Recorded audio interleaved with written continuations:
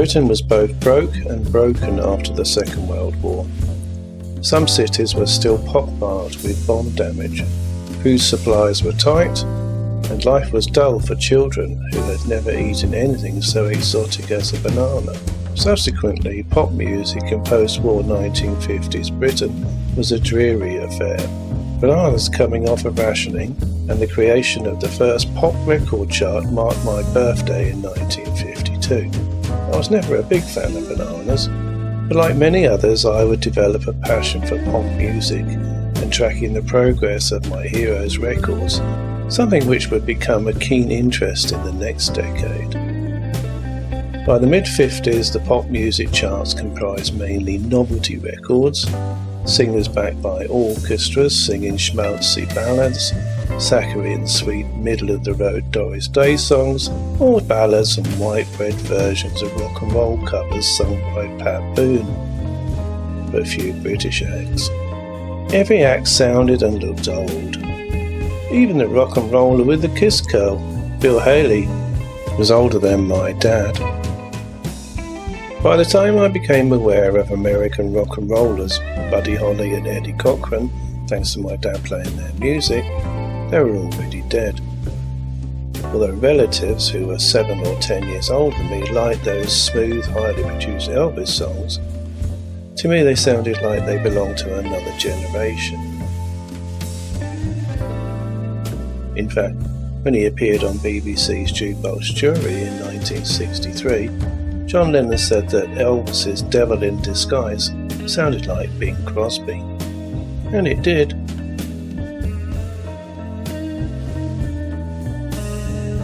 Before 1955, there were no dedicated pop or rock shows on television.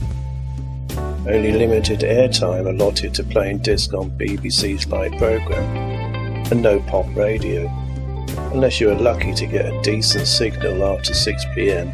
from Radio Luxembourg, which was seldom. But with the launch of ITV on September the 22nd, 1955, the BBC's 20-year monopoly, or stranglehold, of British broadcasting came to an end.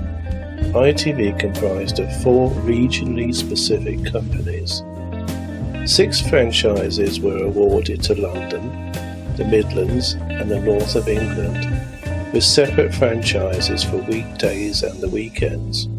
The companies in these regions were known as the Big Four. Sidney Bernstein was the founding chairman of the London-based Granada Group and the founder of the Manchester-based Granada Television in 1954. Granada was one of the 4 original ITA franchises. Bernstein's Granada TV successfully applied for and was granted a contract for providing commercial television programmes for the north of England. Not surprisingly, on October 17, 1962, the Beatles had their first ever TV appearance on Granada TV. They were filmed in between gigs at the Cavern Club, but the grainy film quality was rejected for television broadcast. An unsuccessful debut, but by the end of 1963, the Beatles would appear televised nationally in millions of British homes. Meanwhile, the Beatles and the likes of Helen Shapiro made a successful transition from performing on Bernstein-owned Gaumont and Granada Cinema Theatre stages to appearing on Granada TV pop shows on televisions in people's homes.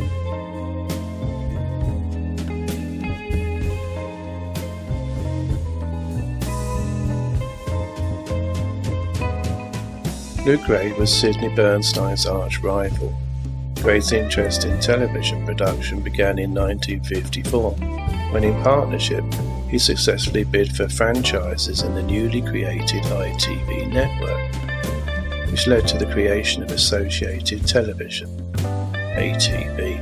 On Sunday the 13th of January 1963, the Beatles made their most important television appearance to date, with a place on the bill of ABC's popular show Thank Your Lucky Stars, filmed at ATV Studios, Birmingham. The Beatles appeared 4 times on the show during 1963. The show ended on the 25th of June 1966, after 2,000 artist appearances.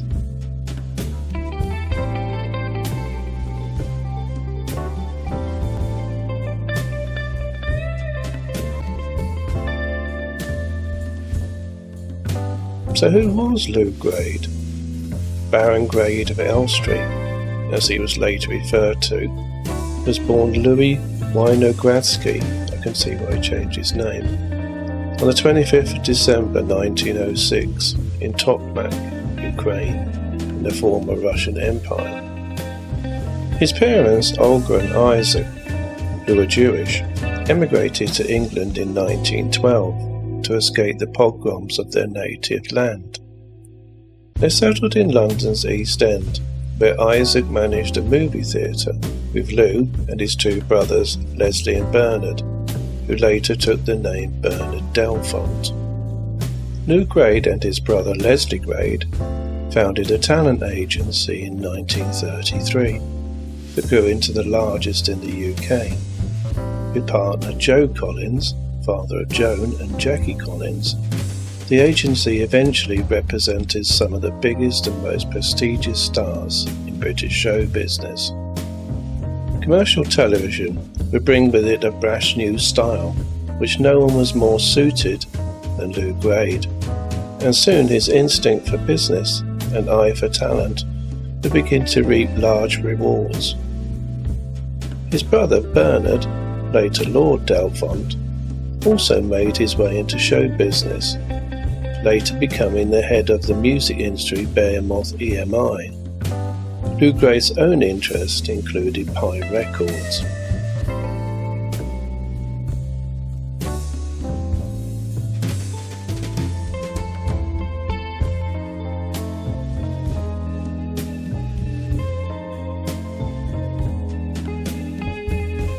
By the 1960s, the brothers were all very successful and were said to have a Gradopoly over British popular entertainment, with Delfont, the country's leading impresario, Leslie running the UK's biggest talent agency, and Lou one of the major players in British commercial television.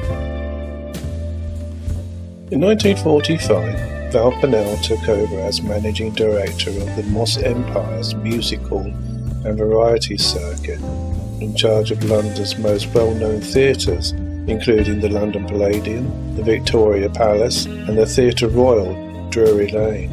In 1956, he was appointed managing director of Associated Television, ATV. He took a personal interest in the station's output and presented the top-rated ITV weekly musical variety show, Val Parnell's Sunday Night at the London Palladium.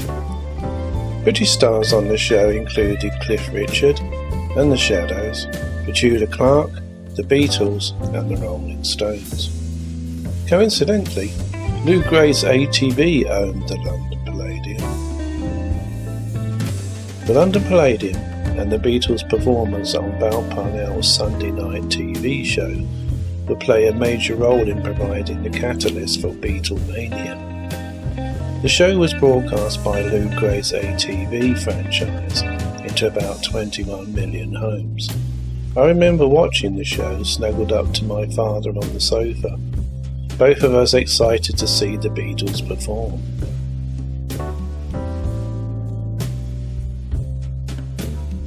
Forget the BBC and Top of the Pops. That show didn't exist in 1963. Ready Steady Go was the leading and best pop music television programme.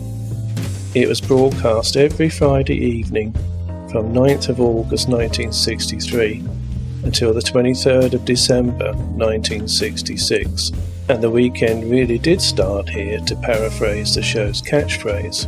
The programme was produced by Associated Rediffusion, the weekday ITV contractor for London, and was eventually networked nationally.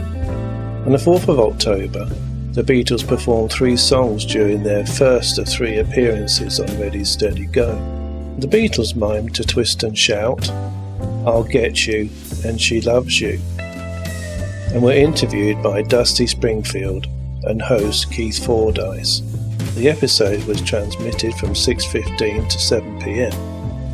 Perfect viewing times for young kids like me back then, who'd had their teas and could catch up on the latest pop music trends and fashions before going to bed, or before older teenagers went out on a Friday evening. Coincidentally, also on the show singing 2 numbers was Helen Shapiro, who the Beatles supported on tour at the start of the year.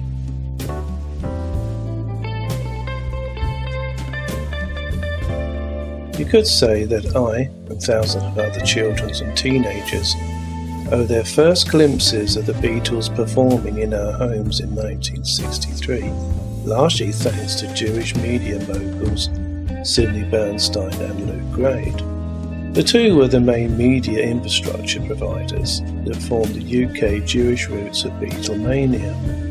Without their cinema, theatre chains and TV franchises, many of those early English Beatles fans would not have had the opportunity to see a Fab Four performance.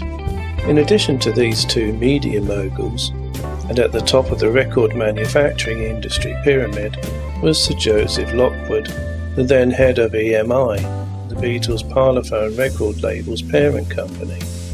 Lockwood was regarded as close to the Beatles, and it has been suggested that his relationship with the group was eased because both he and the Beatles' manager, Brian Epstein, were both Jewish and gay.